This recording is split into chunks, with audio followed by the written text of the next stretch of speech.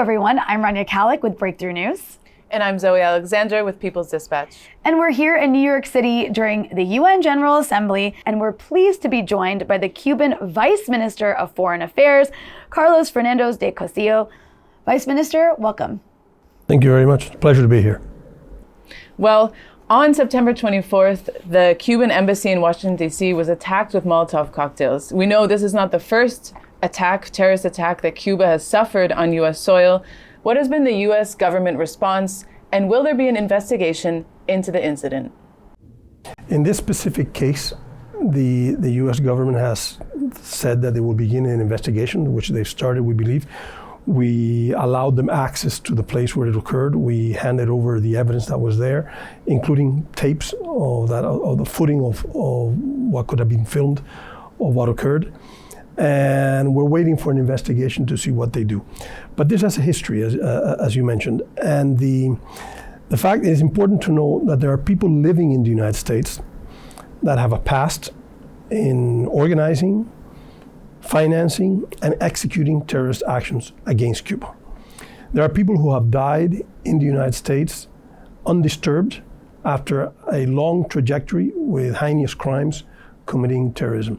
And that serves as a stimulus to people to believe that they can act against Cuba with impunity.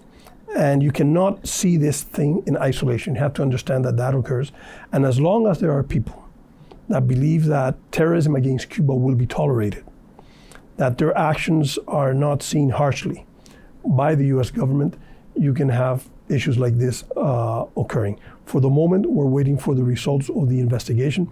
There was an attack on April 30th of 2020.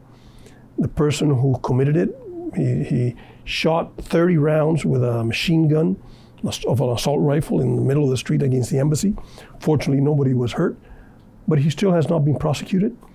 And the US government has not called this a terrorist act. One can imagine what would happen if any attack of this sort were to happen to a US embassy anywhere in the world. They would not be asking about the motives or who.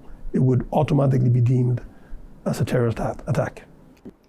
So the UN General Assembly is wrapping up, and many countries spoke up about Cuba and against US sanctions, which are now targeting a third of the world. What are your reflections about the week's events in relation to Cuba and the region? Over 40 countries mentioned the economic blockade, and 21 of them mentioned the arbitrary presence of Cuba in the list of the State Departments of countries that allegedly sponsor terrorism, a designation that is not only slander, but that has huge implications economically against Cuba, not only vis-a-vis the United States, but in any country around the world. A mention of this topic by over 40 nations implies that it must have been one of the top topics of the agenda of everyone who spoke. One would have to check if another topic like climate change, I don't know if it's poverty or the war in Europe, could have called so much attention.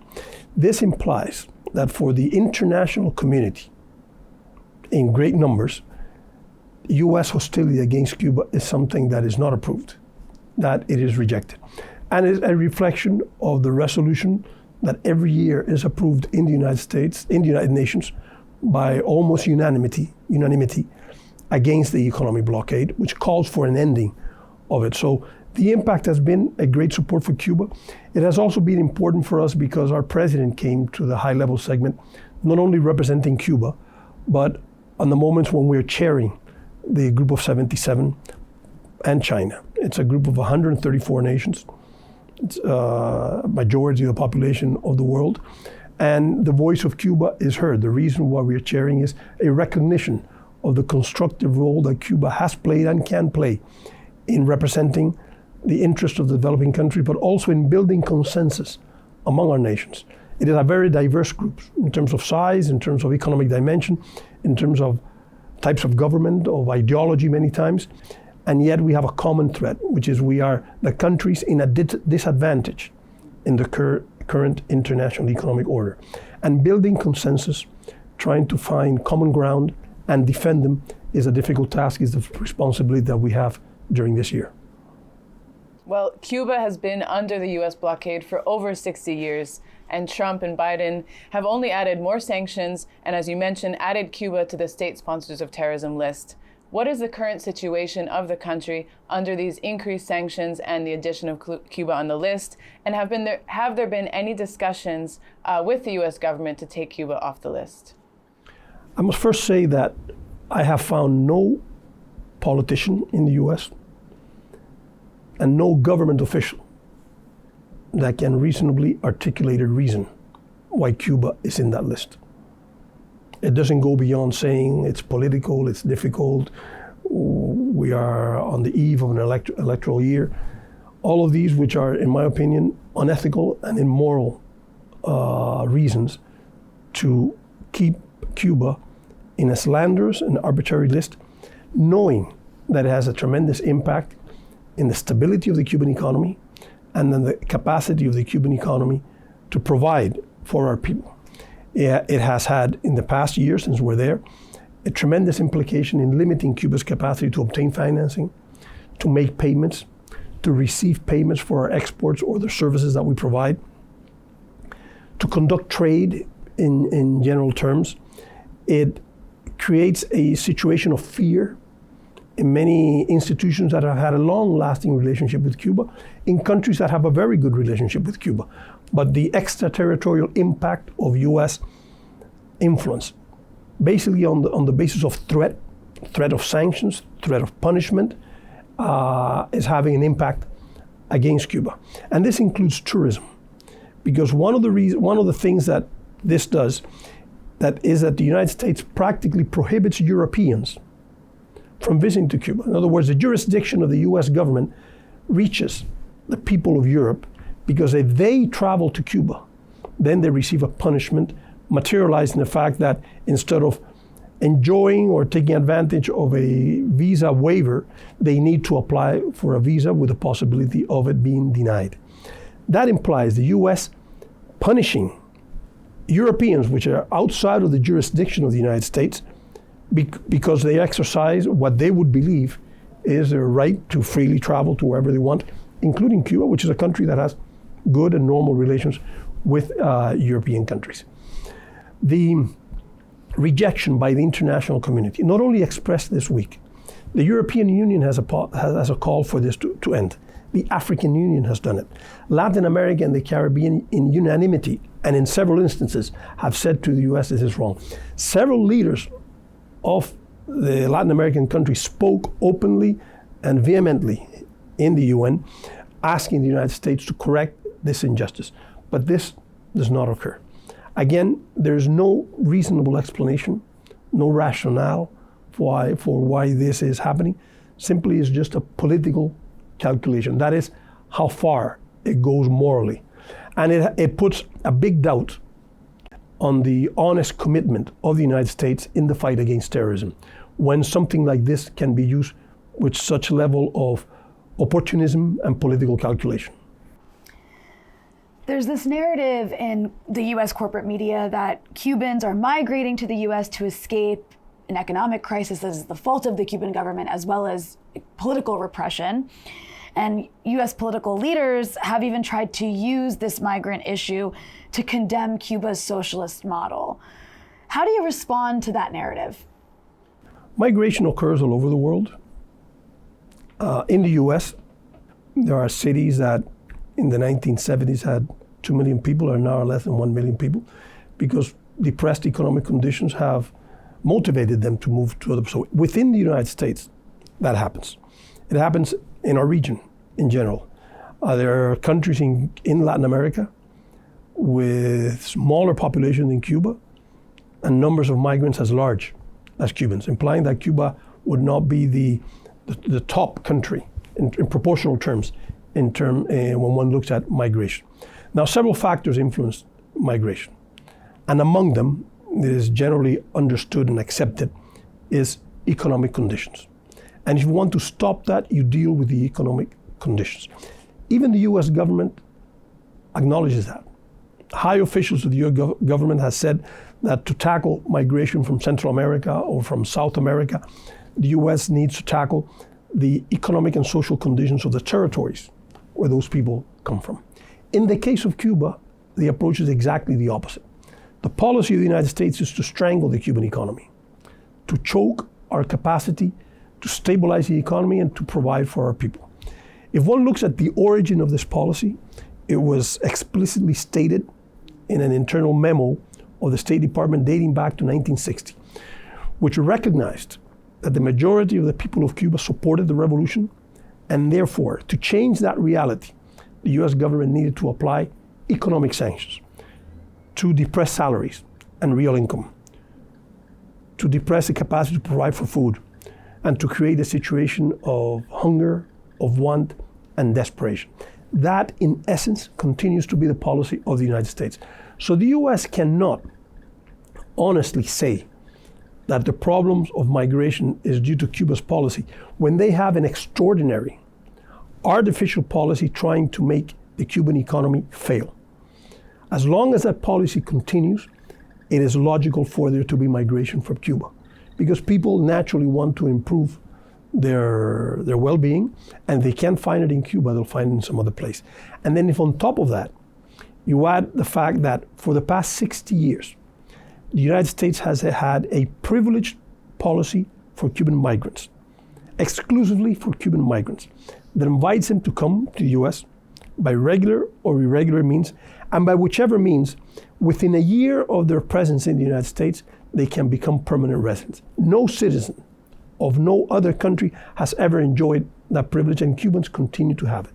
So the US not only pushes Cubans to migrate by a policy of economic pressure, but then invites them to come to the United States, again, regularly or illegally and irregularly, because they have a biased approach to the Cuban that comes up to the border and says that he has a credible fear if they go back to Cuba. And Cubans are well educated, they have good schooling, it's for free, they have talent, and they can understand it is easy to give the correct answer once they reach the border.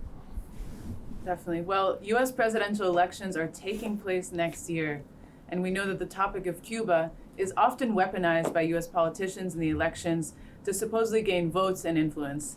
Why do you think Cuba has this central role in U.S. domestic politics, and does it matter to Cuba who wins these elections? The issue of Cuba in the elections is a political manipulation by the U.S. government that plays this card, because there's a high concentration of people of Cuban origin in a specific region of the state of Florida, not the whole state of Florida. And because politics in the United States and elections are worked by pockets of constituencies, and Florida, until very recently, seemed to be a swing state, every pocket was followed. It doesn't mean that the people of Cuban origin or the people that have an anti-Cuban attitude, being of Cuban origin or not, are determined, but they could be determining in a specific pocket. So they play with this, and they play not only looking for votes, but creating an impression, an image, and sending messages of hate, of terror, so that they work the sentiments of people, thinking that will bring votes one place or the other. The President Obama won the state of Florida twice, and no other president has won the state of Florida, Democratic, by increasing aggression against Cuba. So the current government did not win the elections in 2020, did not improve in 2022 its electoral results in Florida by being faithful and totally faithful to the policy that Donald Trump put in place against Cuba. Now, in the coming elections, for us, we don't measure which party is in power. We don't see much difference among them. But what we do measure is what is the attitude towards Cuba. And that is what we look for the next election. I think many people will coincide that on this occasion is not only difficult to try to estimate who will win. Many people are asking the questions, what will happen in the next election? So we'll have to see where we're among those observing. So there's been a lot of talk, and we heard this a lot at the UN General Assembly, of multipolarity and the rise of China and this shifting world order, which of course follows the expansion of BRICS and this recent upgrade of relations between Venezuela and China. And you also have this, growing Cold War between China and the US, and you have these accusations attached to that about Cuba having a Chinese spy base, which of course you all have denied. What does a more multipolar world with China as a major power mean for a country like Cuba? The term of polarized worlds was famous during the Cold War when the people spoke about a bipolar world. And then after the collapse of the Soviet Union and the demise of socialism in Eastern Europe, talk began of a unipolar world, which most people saw with concern. In Cuba, our position is that we defend a multilateral world in which, based on the UN Charter, all countries are equally sovereign. So we don't belong to any pole, nor do we want to belong to any pole. We're a Latin American and Caribbean country, non-aligned and member of the G77. And that's how we identify. We believe it is wrong for there to be one superpower, as has been the case for the past 30, 40 years, trying to exercise its hegemonic power over the rest of the world, and therefore diminishing the sovereign capacity of other countries, including their most intimate allies. That we oppose. We believe that all countries should have the right to exercise their sovereign prerogatives, regardless of size, regardless of the potential of the economy, regardless of their military might. And that's the world that we're striving for.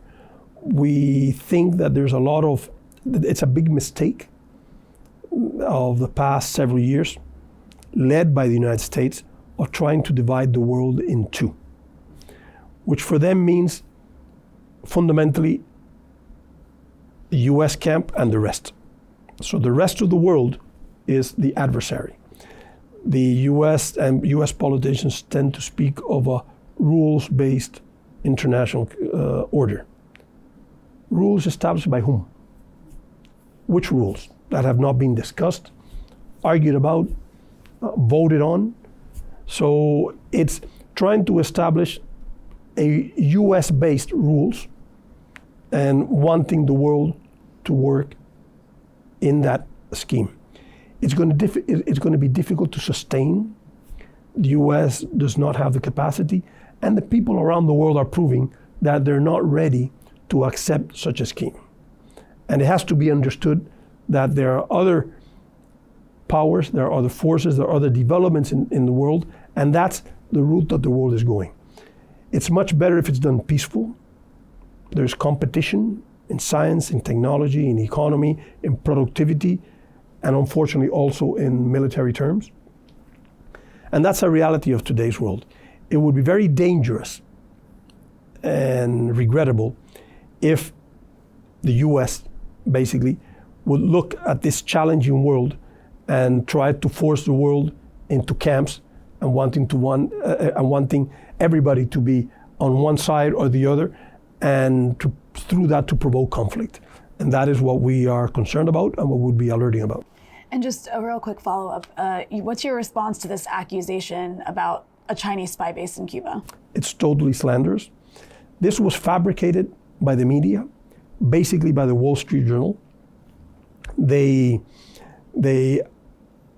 fabricated the idea, they manufactured it. The US government responded defenseless with another lie, saying that it was the responsibility of the previous government.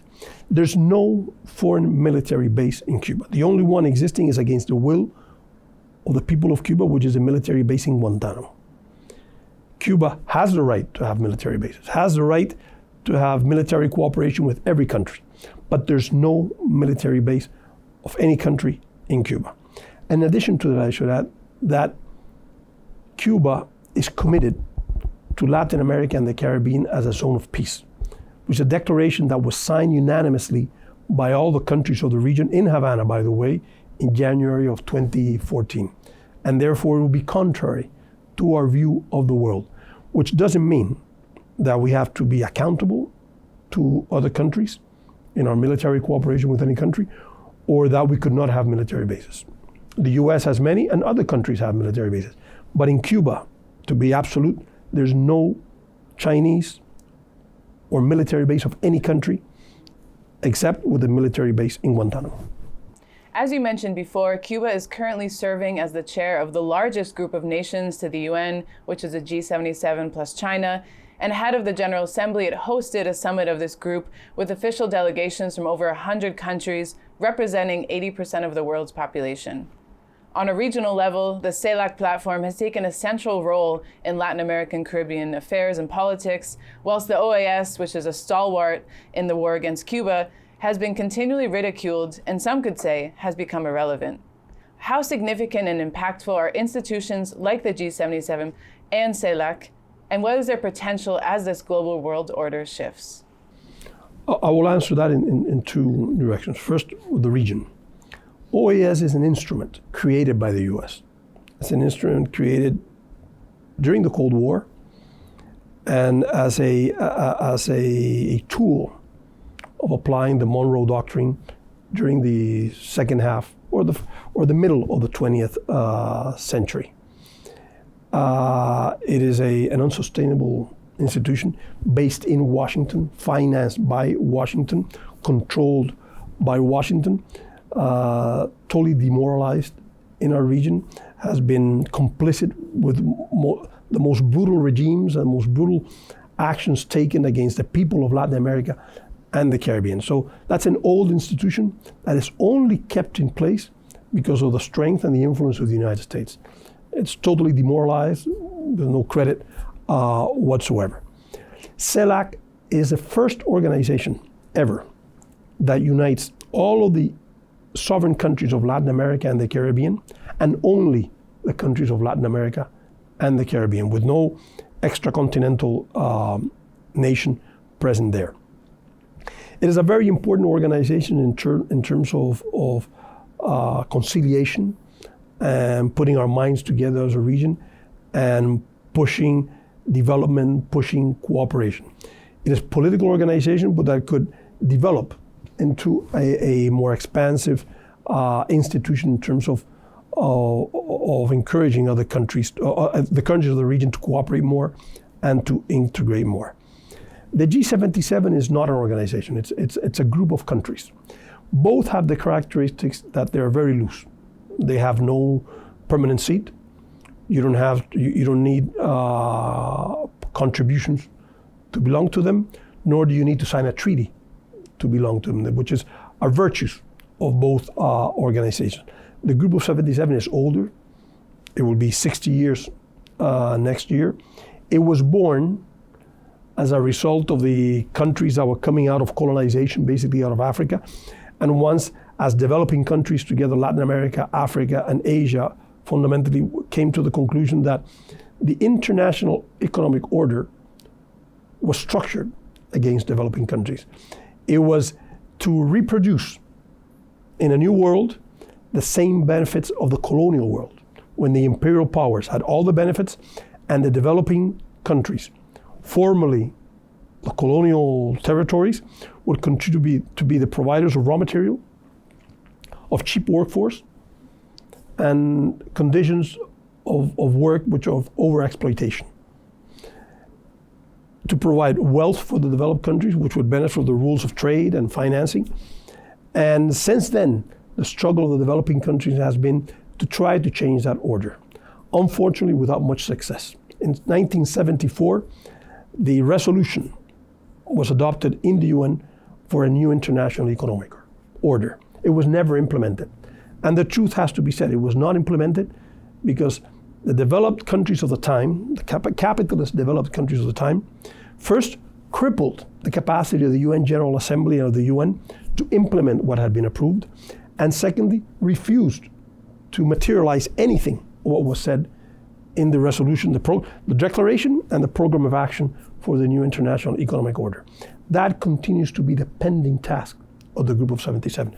Of course, in the 21st century, when conditions have changed, exploitation has changed, even though it has not gone away, and the countries of the South continue to be the underdeveloped countries and the ones that suffer the disadvantages of an economic order that is unfair and unsustainable today. And that is the importance of this group that we hope can continue to strengthen its role in the UN, is a responsibility that we have taken and that we plan to pass on to Uganda, who will be the next chair of the group. So countries across West Africa have undergone coups amidst this anti-colonial upsurge that's been focused primarily against France.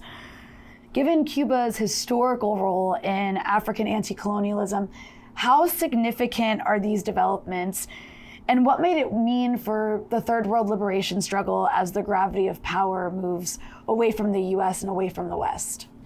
These are realities that we see with concern, and we have been very careful to follow and to take as a reference the positions of the African Union, which has also been very careful in looking at these issues. But the main concern, it's a major one. It's the fact related to the previous question, that you have African countries that are rich in natural resources, have always been rich in natural resources, and yet continue to be poor. Their resources are used to enrich the wealthier countries of North America and Europe. And one would have to be ignorant, or one would have to be absent of mind not to recognize that sooner or later that's going to come into trouble, and that people there would want to change reality. We're following this process carefully, with attention, and with the solidarity that we always had with the people of Africa. That's why it's so concerning for us.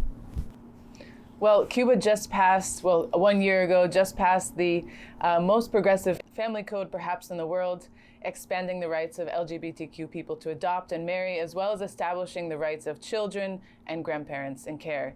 Yet at the same time, we've seen that across the world there have been attacks and rollbacks on LGBTQ rights, and some even accuse that the US is using the issue of LGBTQ rights to promote its agenda and gain influence. So it's this contradictory process. And maybe in this sense, could you talk a little bit about the process in Cuba of creating this family code and the grassroots nature of this effort, maybe in contradiction to these developments that we see across the world? Last year, when we were here in New York for the high-level segment, an American lawyer said, Cuba's going forward, the US is going backwards. And I think at least looking at this issue, it was quite clear what he was saying. We believe that social justice is a struggle, a continuous struggle that needs to break cultural barriers. Even in Cuba, this has been a struggle. We've been carrying out a profound revolution for the past 60 years, but it took us this much time to reach a point in which we could have a law as advanced as this one, as progressive as this one, similar to how progressive it's been in other areas like healthcare, like racism, like education, and other areas of social justice and human rights. Because we had to break basically cultural barriers. The law was widely discussed, openly, very openly, I would say, in the population. Every sector of the population participated, and it was taken to referendum. Because we needed to be clear that it enjoyed the votes of the majority. And when it was taken, we were sure that we had reached the point in which it carried, through education, through persuasion, through an open cultural expansion in the country, that it would carry the support of the majority of the population. Some people opposed, but it was approved by the majority. And we're sure that as time goes by, it will continue to be recognized as a very important step forward, and that we're not saying that we want others to imitate us or for it to be imposed in other parts. But what we think was important for us is that we recognize that it's an area that we needed to advance, and that we needed to do it through education, not impose it on people that, for cultural, religious, or different backgrounds, it was difficult for them. And therefore, the process of discussion and leading to the referendum was a huge educational process. Like avoiding illiteracy in topics as important as this one. So today, the majority of countries in Latin America and the Caribbean are governed by center-left governments or progressive leaders. And many of these leaders, such as Xiomara Castro, Gustavo Petro, or AMLO of Mexico, have spoken openly and very frankly against the US blockade of Cuba and also against the inclusion of Cuba on the state sponsor of terrorism list. What's the impact of this regional support and how is it translated to the commercial realm? Has it been able to alleviate any of Cuba's economic challenges? The list of those who have spoken is a bit larger than that, including countries that are not so much to center left, but that have sympathized with Cuba on this for a long time and have rejected U.S. position. Unfortunately, it doesn't have that much of an impact because the influence of the U.S. economy, above all in our region, it's so great that it makes it difficult for Cuba to overcome the impact of the economic blockade, even in countries that have a very good relationship with Cuba, because they have some type of link with U.S. economies or some participation of transnational corporations in their economy that make it very difficult for us to overcome the coercive measures that the U.S. applies against our economy. And we find it in banks that are fearful of doing business with Cuba, of giving credits to Cuba.